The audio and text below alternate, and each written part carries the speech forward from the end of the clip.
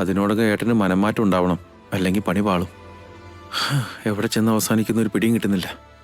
എൻ്റെ മനസ്സിൽ നല്ല പേടിയുണ്ട് ചാരു. എന്നാലും വല്യച്ഛന് നല്ല ഉറച്ച വിശ്വാസം. വല്യച്ഛൻ്റെ വിശ്വാസത്തെ നമുക്കും ഇപ്പോൾ വിശ്വസിക്കാം. അവസാന നിമിഷം വരെ കാത്തിരിക്കണം. നമുക്കതെല്ലാം ചെയ്യാൻ പറ്റൂ. അല്ല, ഈ സമയത്ത് നീ മേഘനെടുത്തി അവിടെ ഒറ്റയ്ക്കാക്കിയിട്ട് ഇവിടെ എന്ത് ചെയ്യാൻ വന്നതാ? നമ്മുടെ മനസ്സിൽ ഇത്രയധികം പേടിയുണ്ടെങ്കിൽ ഏട്ടത്തിയുടെ മനസ്സിൽ എത്ര മാത്രം ഉണ്ടാവും. അവിടെ ചെന്ന് ഏട്ടത്തിയുടെ കൂടെ ഇരിക്കാൻ നോക്ക്. ശരി ചേച്ചി. ചേച്ചി ഒരുങ്ങിക്കഴിഞ്ഞല്ലേ?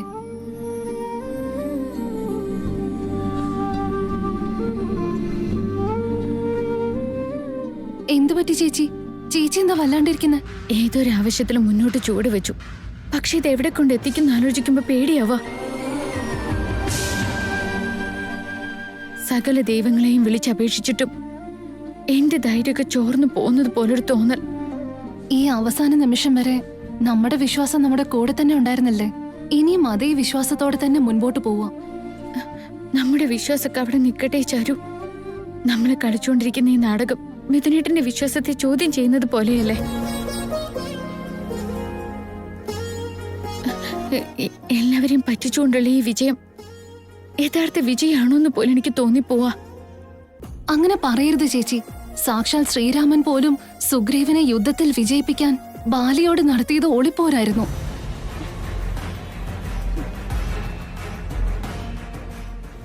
ചില സമയങ്ങളിൽ ധർമ്മം വിജയിപ്പിക്കാൻ അധർമ്മത്തിന്റെ പാത സ്വീകരിക്കേണ്ടി വരും. അതിന് കൊച്ചു കൊച്ചു നുണകളും ചെറിയ ചെറിയ കള്ളത്തരങ്ങളും ചെയ്യാണ്ട് വഴിയില്ല.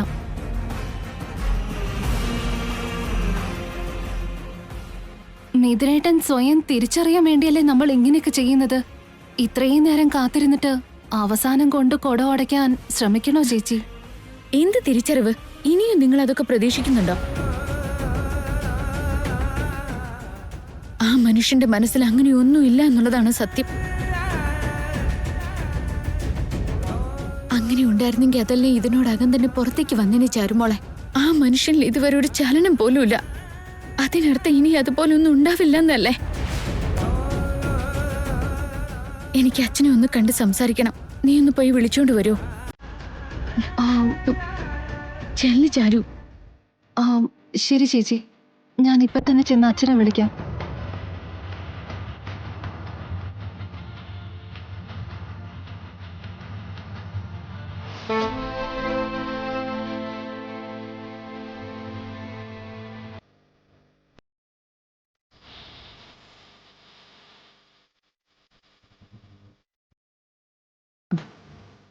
ജയേട്ട, ഒന്ന് അങ്ങോട്ടേക്ക് വരും, ഒരു കാര്യം ഉണ്ടായിരുന്നു.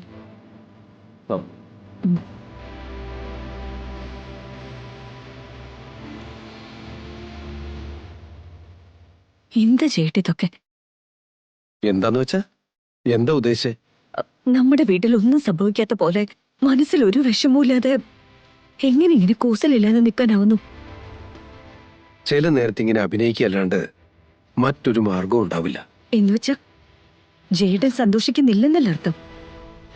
സന്തോഷിക്കാൻ കഴിയാത്തപ്പോ എന്തിന് ഇതിനൊക്കെ ഇറങ്ങി തിരിച്ചു? അതിന് സന്തോഷിക്കാൻ പറ്റുന്ന നല്ല കാര്യമൊന്നുമല്ലല്ലോ ഇവിടെ നടക്കുന്നത്.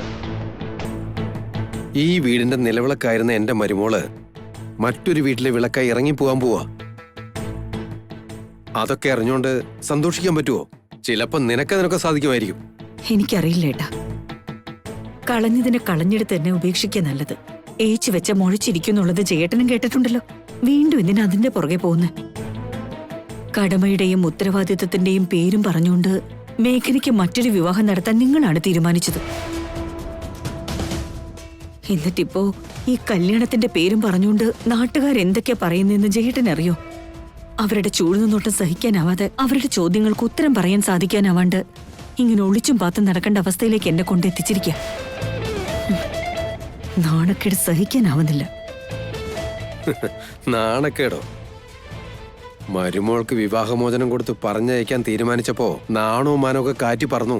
നമ്മുടെ സ്വാർത്ഥ താല്പര്യങ്ങൾക്ക് വേണ്ടി മേഘനയുടെ ജീവിതം എടുത്ത് അമ്മാനമാടാൻ തീരുമാനിച്ചപ്പോ നന്ദൻ കുടുംബത്തിന്റെ പേരും അന്നേ നശിച്ചു പോയതാ. എന്നിട്ടിപ്പോ പുതിയതായിട്ട് എന്തിനെ കുറിച്ച് ആലോചിച്ചാ നീ ഇങ്ങനെ വിഷമിക്കുന്നത്? എന്നെ സംബന്ധിച്ചിടത്തോളം ഈ കല്യാണം കാരണം ഇനി ഒരു പുതിയ പേര് ദോഷം ഉണ്ടാകാൻ പോകുന്നില്ല. ഒന്നുമില്ലെങ്കിലും മേഘനയുടെ പേരിൽ ചെയ്തു പോയ തെറ്റുകൾക്ക് ചെറിയൊരു പ്രായച്ചിത്തമായിട്ടെങ്കിലും ഇതിനെ കരുതാൻ പറ്റും. ഇനി ഈ കാര്യത്തെക്കുറിച്ച് നമ്മൾ തമ്മിൽ ചർച്ച ചെയ്തിട്ട് യാതൊരു കാര്യവുമില്ല. മേഘനയെ ഞാൻ എൻ്റെ മകളായി ദത്തെടുത്ത് കഴിഞ്ഞു. അവളെ കല്യാണം കഴിപ്പിച്ചയക്കണം. ഇനി എന്ത് തന്നെ ഉണ്ടായാലും നിങ്ങളുടെയൊക്കെ സഹകരണം എനിക്കുണ്ടാവണം. ആ സുരേഷ് കുമാറേ, അല്ല എന്താ വയ്യേ?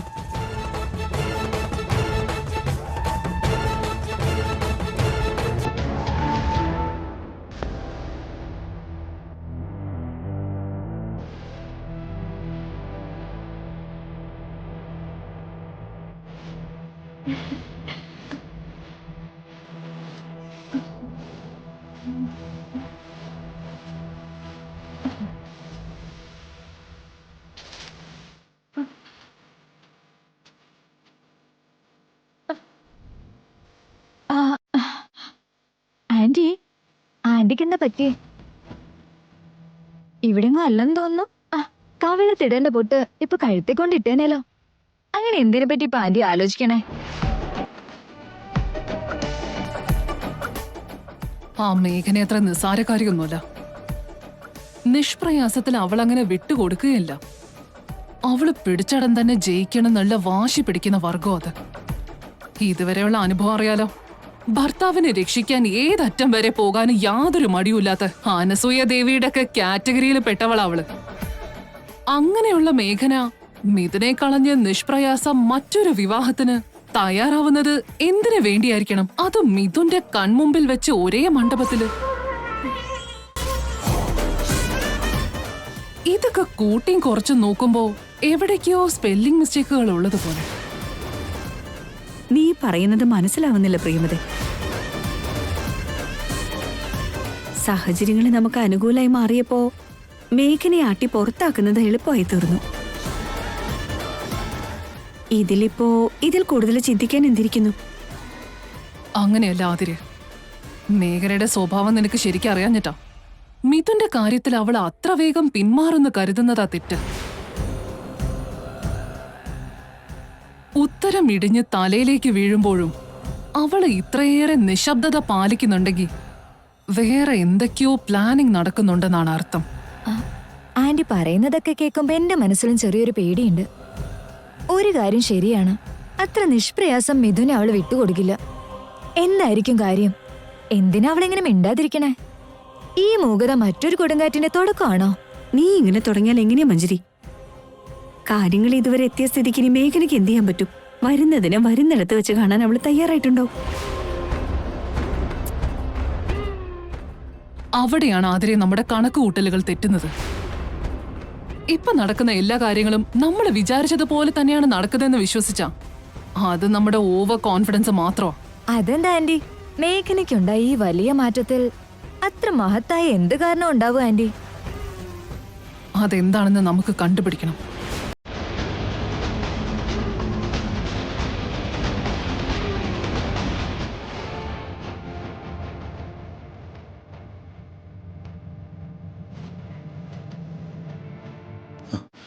ചാരു, എന്തുപറ്റി?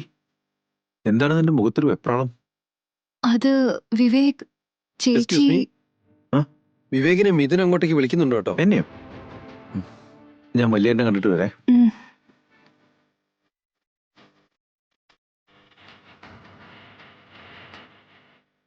ഒരുക്കങ്ങളെല്ലാം ഭംഗിയായിട്ട് നടക്കുന്നുണ്ടല്ലോ. എന്താ മോളെ? എന്നാ ഞാൻ അങ്ങോട്ട് ഇല്ലട്ടെ. ശരി, പൊയ്ക്കോ. എന്താ മോളെ, എന്താ കാര്യം? ചേച്ചി ആകെ വെപ്രാളപ്പെട്ട് നിൽക്കുക. വിചാരിച്ച പോലെ എല്ലാ കാര്യങ്ങളും നടക്കുമെന്നുള്ള പേടിയാന്ന് തോന്നുന്നു. ഈ കല്യാണം നടക്കില്ല മോളെ. സഞ്ജയുടെ കൈകൊണ്ട് ഒരു താലി മേഘനയുടെ കഴുത്തിൽ കേറില്ല. അതിന് ഞാൻ ഉറപ്പു തരാം. കാര്യങ്ങൾ ഇത്രത്തോളമായ സ്ഥിതിക്ക് ഇനി എന്തിനാ അവള് പേടിക്കുന്നത്? അതൊന്നും എനിക്കറിയില്ല അങ്കിൾ. വിചാരിച്ചതൊന്നും അതേപടി നടക്കില്ല എന്നോർത്ത് മേഘനേച്ചി ആകെ പരിഭ്രമിച്ച് നിൽക്കുക. അങ്കിൾ അങ്ങോട്ടേക്കൊന്ന് വരണം. ചേച്ചിയോടൊന്ന് സംസാരിക്കാൻ വേണം. ശരി, ഞാൻ വരിക ചേരും.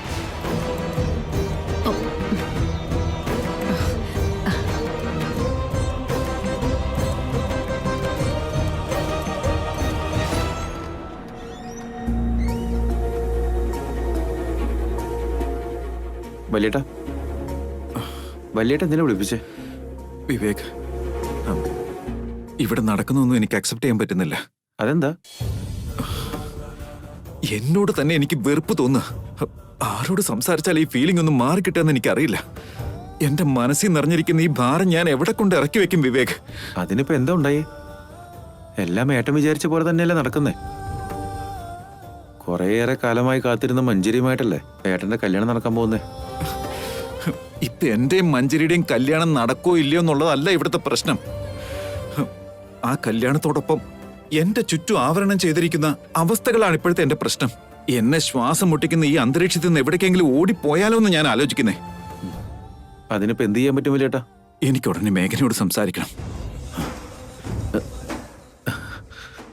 നമ്മൾ വിചാരിച്ച പോലെ തന്നെ വലിയേട്ടന്റെ മനസ്സും ചിന്തിക്കുന്നേ. വിവേകെ, നീ എന്നെ ഒന്ന് സഹായിക്കണം. നീ ചെന്ന് മേഘനയോട് ഒന്നിങ്ങി വരാൻ പറ. ഏട്ടത്തിയമ്മയെ വിളിക്കാനായിട്ട് ഞാനെന്തിനാ വലിയേട്ടനെ സഹായിക്കുന്നേ?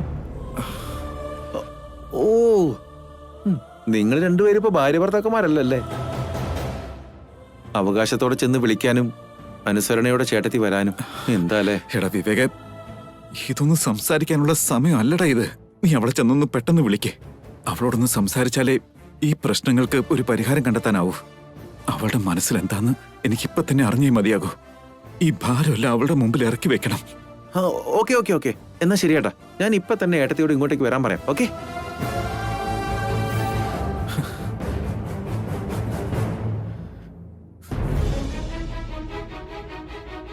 മോളെ മേഘനെ, എന്തു പറ്റി മോളെ? നീ എന്തിനെങ്ങനെ പേടിക്കുന്നേ? അതൊന്നും എനിക്കറിയില്ല അച്ഛാ. നമ്മൾ ഈ ചെയ്യുന്നത് കടന്ന് കൈയായി പോയെന്ന് തോന്നാം. അവസാന നിമിഷം വരെ നിന്ന് എന്തൊക്കെയാ സംഭവിക്കാന്ന് പറയാനും പറ്റുന്നില്ല. അതാ ഇപ്പൊ എന്റെ പേടി. പേടിക്കാതിരിക്കെ. വലിയ വലിയ മാറ്റങ്ങൾക്ക് പോലും ചെറിയൊരു ക്ഷണം മാത്രം മതി. വലിയ വലിയ ആവിഷ്കാരങ്ങൾ പോലും ക്ഷണനേരം കൊണ്ടാണ് പിറവിയെടുക്കുന്നത്. വേഗവോളം കാത്തിരിക്കാൻ കഴിഞ്ഞ നമുക്ക് ആറുവോളം കാത്തിരിക്കാൻ കഴിഞ്ഞില്ല എങ്കിൽ പിന്നെ അത് നമ്മുടെ തോൽവിയാകും. ഒരിക്കലും അങ്ങനെയൊന്നും ആവില്ല അച്ഛാ. എന്റെ വിവരക്കേടിന് ഞാൻ ക്ഷമ ചോദിക്കുക അച്ഛനോട്. ഞാൻ കാരണം ഈ വീട്ടിലൊരു വഴക്ക് പോലും ഉണ്ടാവരുതെന്ന് ഞാൻ ആഗ്രഹിക്കുന്നത്. മിഥുനേട്ടെ സന്തോഷത്തോടെ ജീവിക്കുന്നത് കണ്ടാ മതി. കുടുംബത്തിലെ എല്ലാവരും പ്രശ്നങ്ങളില്ലാതെ സമാധാനമായിട്ട് കഴിയണം. നമ്മളീ കാട്ടിക്കൂട്ടുന്നതെല്ലാം വെറും പ്രകടനങ്ങളാണെന്ന് ഞാൻ പറഞ്ഞേക്കട്ടെ അച്ഛാ. നിന്റെ ഈ നിഷ്കളങ്കതയാണ് മേഘന നിന്നെ ഇവിടം വരെ കൊണ്ടെത്തിക്കാനുള്ള കാരണം. ഇത്ര നല്ലവളാകാൻ പോയതുകൊണ്ടാ എല്ലാവരും നിന്റെ നേരെ വിരൽച്ചുണ്ടെന്ന അവസ്ഥയുണ്ടായത്. കുറച്ചൊക്കെ തിരിച്ചറിവും ബുദ്ധിയൊക്കെ നമ്മളും കാണിക്കണം മോളെ. എന്നാലേ നമ്മൾ വിചാരിച്ചിടത്ത് കാര്യങ്ങൾ നിൽക്കൂ. മിഥുന്റെ മനസ്സിലെ മാറ്റവും നമുക്ക് അപ്പോഴേ കാണാനാവൂ. അതുവരെ ഒന്ന് ക്ഷമിക്കേ. ഒന്നും വിട്ടു പറയാൻ ശ്രമിക്കരുത്. പ്രശ്നങ്ങളൊക്കെ തീരാനുള്ള സമയമായിരിക്കും വിളിച്ച.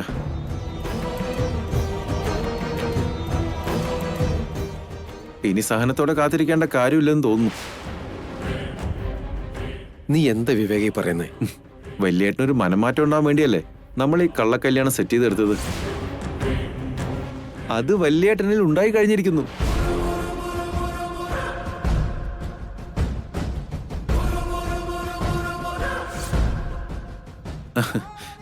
ഇനി നമുക്ക് ഈ നാടകത്തിന് തിരശ്ശീലിടാന്നാ തോന്നുന്നേ.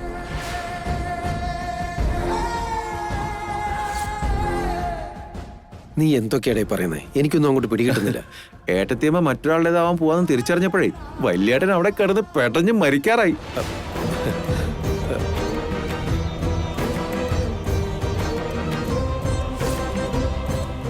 ഉടനെ ഏട്ടത്തിയമ്മയോട് സംസാരിക്കണം എന്നാ പറഞ്ഞിരിക്കുന്നേ.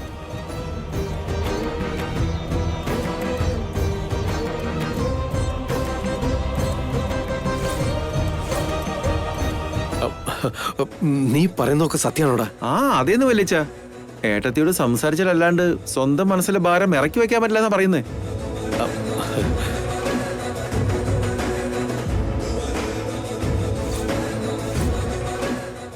മേഘനടുത്തി പെട്ടെന്ന് തന്നെ ഏട്ടന്റെ റൂമിലേക്ക് ചെല്ല്.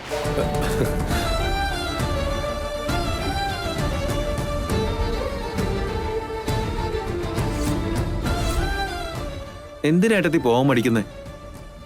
തകർന്നടിയാൻ പോവാന്ന് കരുതി ഏട്ടത്തിയുടെ ജീവിതം രക്ഷപ്പെടുത്താൻ പറ്റിയൊരു അവസരം കിട്ടിയിരിക്കുന്നേ. ഏട്ടത്തിമ്മയായിട്ട് ഈ അവസരം പാഴാക്കി കളയരുത്.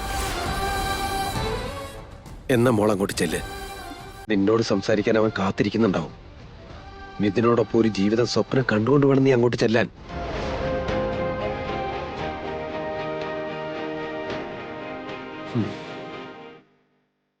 പെട്ടെന്ന് ചെല്ലുമോളെ.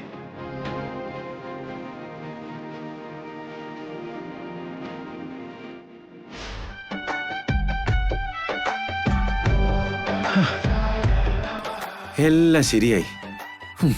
ഏട്ടത്തിമ്മയും ഏട്ടനും വീണ്ടും ഒന്നിക്കാൻ പോവാ. ഇനി നമ്മുടെ കാര്യം കൂടെ ഒന്ന് ഒത്തുവന്നാ മതിയായിരുന്നു.